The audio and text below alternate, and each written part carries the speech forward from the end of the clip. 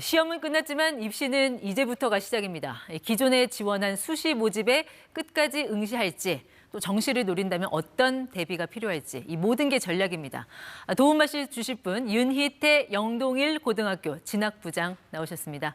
네, 부장님 어서 오십시오. 네, 안녕하세요. 보통 이게 수능 시험 보고 나서 평가할 때 보면 중간이란 게 없어요. 불수능 아니냐, 물수능 아니냐. 네. 지금 이번 수능은 어떻게 좀 전반적인 난이도 평가하십니까?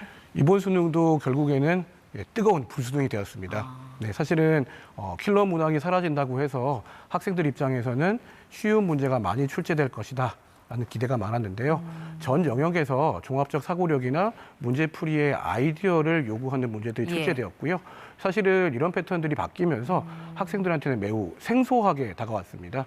이 생소함이 학생들의 문제풀이의 시간을 더 뒤로, 더 오래 걸리게 만들었고요. 그러다 보니까 아무래도 학생들에게는 매우 어려운 수능으로 느껴졌습니다. 그러니까 그 초고난도 문항, 그러니까 킬러 문항은 없어졌지만 문제의 패턴이 바뀐 거다. 네, 맞습니다. 국어 같은 경우는 뭐 불국어다 뭐 이런 얘기도 나오던데 뭐 패턴이 어떻게 바뀌었길래 이런 얘기가 나올까요?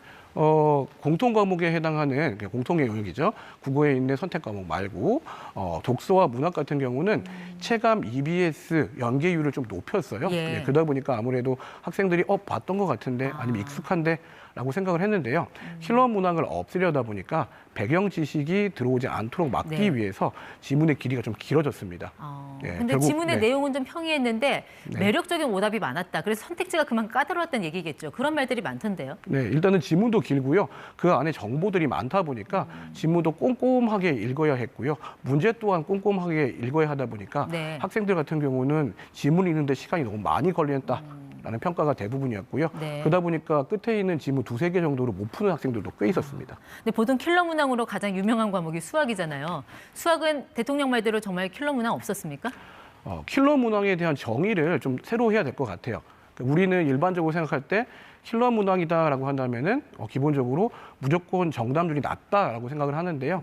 예전에 있는 수학의 킬러 문항들은 아예 제끼고 푸는, 즉 아예 손도 못 대고 그리고 너무 복잡하다, 과정도 복잡하고 계산도 어렵다. 그러니까 난 풀지 말아야지라는 거였는데 이제는 문제풀이에 하는 접근 방법에 대한 것들을 물어보는 문제가 나오면서 학생들한테는 사실은 패턴이 바뀌었기 때문에 아니면은 문제를 접근하는 방법을 아예 모르면은 아예 접근하지 모르는 그런 현상도 있었죠. 사실은 킬러라기보다는 새로운 사고력을 평가하는 문제가 생겼다.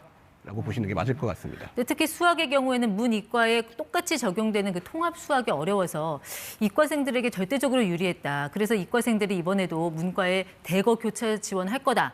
이런 전망 나오던데 그럴까요? 사실은 수학은 수능이 바뀌고 나서 계속해서 소위 얘기한 자연계 지망하는 학생들, 수학에서는 미적분이나 기하를 선택한 학생들이죠. 이 학생들의 비율이 매우 고득점자의 비율이 높았어요. 쉽게 말씀드리면 1등급 안에 미적이나 기하를 선택한 학생들이 90% 이상으로 추정이 되거든요. 그 얘기는 원래 수학은 자연계를 지망하는 학생들이 더 강하다라는 부분이 있고요.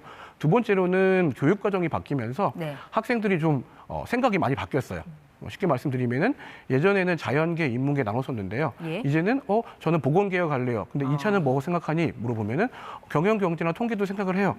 그러니까 아예 우리가 갖고 있던 개념과 달라진 거죠. 예전에는 이과면은 그냥 과학계열로 가야지. 문과면은 뭐 사회과학이나 이쪽으로 가야지였는데 이제는 자연계열 갈래요. 하지만 학과의 선호도가 바뀌면서 결국에는 난 수학이 유리하니까 그러면은 경영이나 경제 혹은 통계도 지원해보자. 거부감이 없어요라고 생각한 겁니다. 그래서 이번에 그런 교차 지원이 많아질 것 같아요. 네, 역시 많을 겁니다. 알겠습니다. 자, 이제부터는 본격적인 이제 입시 전략을 좀 짜보겠습니다. 이제 입시 2라운드예요. 네, 당장 오늘부터 수시 응시생의 경우 면접, 논술 시작됐습니다.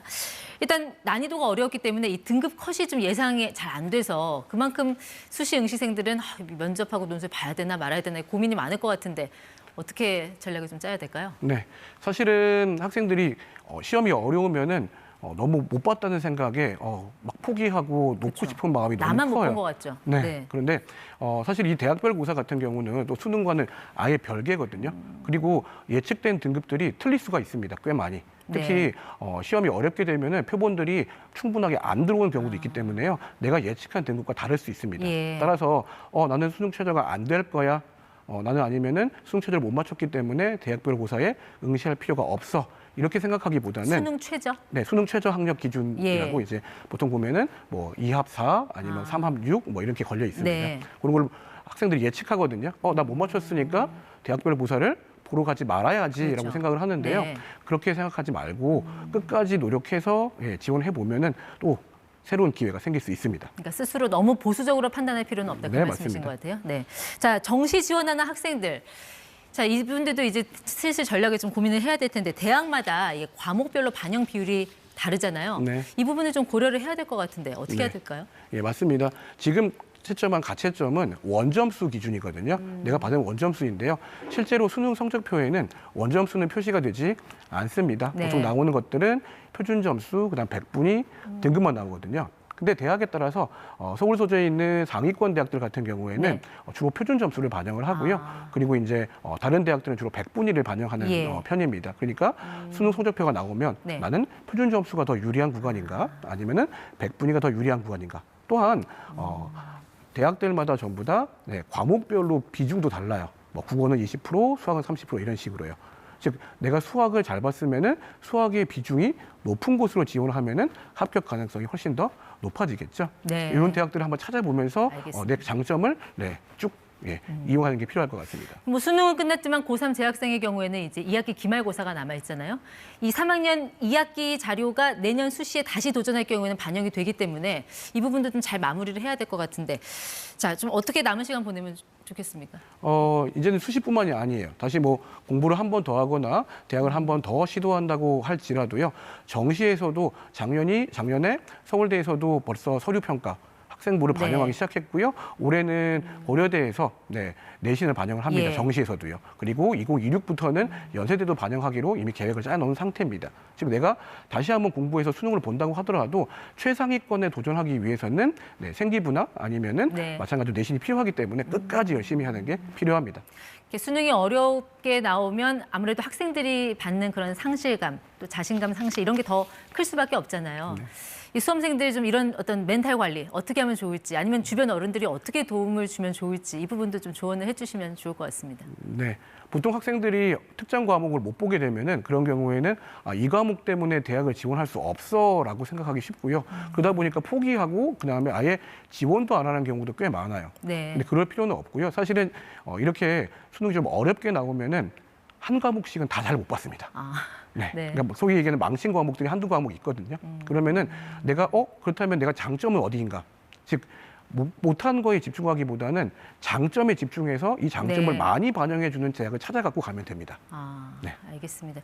특히 이제 고3 수험생들은 정말 고3 너무 어렵다. 이번에 특히 뭐 수능이 쉬울 거라는 예상 때문에 N수생들, 뭐 재수생, 삼수생들이 대거 들어왔단 말이죠. 자, 이런 거는 좀 어떤 점을 좀 고려를 해서 전략을 짜면 좋을까요? 사실은 이렇게 졸업생들이 많이 들어온 경우에는 아시겠지만 요즘은 반수생도 많아요. 대학을 다니면서 수능을 보는 학생들도 꽤 많거든요. 근데 그런 학생들의 특징은 뭐냐면은 시험을 보고 수능 시험 보고 대학은 지원하지 않습니다. 네. 사실은 나는 되게 위치가 아래쪽일 것 같아라고 생각하지만 위에 있는 학생들 중에서 몇몇은 아예 지원을 안 했을 수도 있어요. 네. 그러니까 포기하지 말고 끝까지 정시 지원을 자기의 유리함을 살려서 도전해 보는 게 가장 좋은 방법입니다. 알겠습니다. 끝날 때까지 끝난 게 아니다. 수험생들 조금만 더 힘내주시면 좋겠습니다. 자, 유니트 부장 함께했습니다. 고맙습니다.